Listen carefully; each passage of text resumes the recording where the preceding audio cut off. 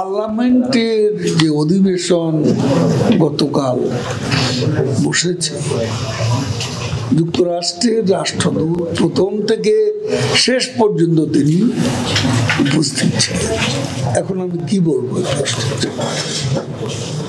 আমাদের যে সংসদের প্রথম অধিবেশনেও যুক্তরাষ্ট্রের উপস্থিতি আমরা লক্ষ্য করি।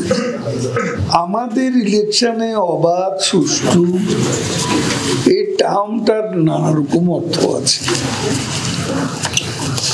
ম্যাথিউ মিলারের নো শব্দেরও অর্থ আছে।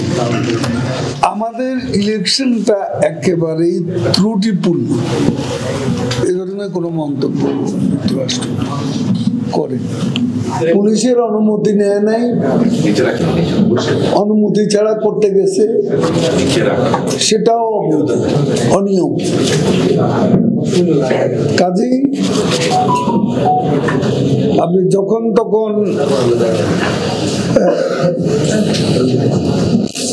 কর্মসূচি নেবেন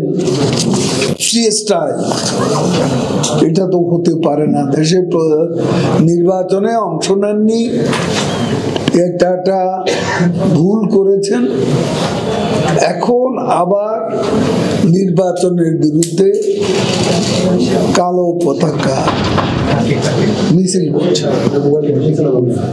এখানে কালো ব্যাজ, কালো পতাকার প্রশ্ন কেন? ওনার কথা বলার যথেষ্ট সুযোগ আছে সামনে। কালকে সংসদটা বসলো, সংসদে আপনি আসলেন এবং নেতা নির্বাচিত হয়ে আসলেন দলের, কেউ নেতা, কেউ উপনেতা, কেউ চিফ হুইপ, আনুষ্ঠানিকতা মেনেই তো এসেছে।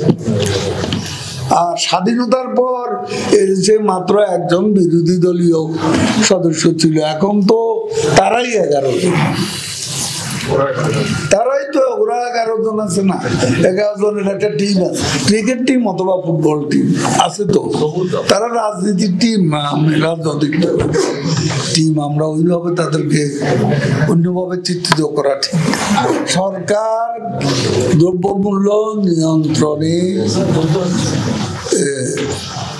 দৃশ্যত যেটা, সেটা হচ্ছে সরকারের কর্মপরিকল্পনা হাতে নিয়েছে প্রধানমন্ত্রী। প্রয়োজনীয় নির্দেশনা সংশ্লিষ্ট মন্ত্রণালয়কে দিয়েছেন। যারা আইন ভঙ্গ করবে, নিয়ম ভঙ্গ করবে, তারা যেই হোক, তাদের ব্যাপারে শাস্তিমূলক ব্যবস্থা নেওয়ার ইঙ্গিত অলরেডি প্রাইম মিনিস্টার দিয়েছে। সত্য, বস্তুনিষ্ঠ ও নিরপেক্ষ দৈনিক জনবাণী।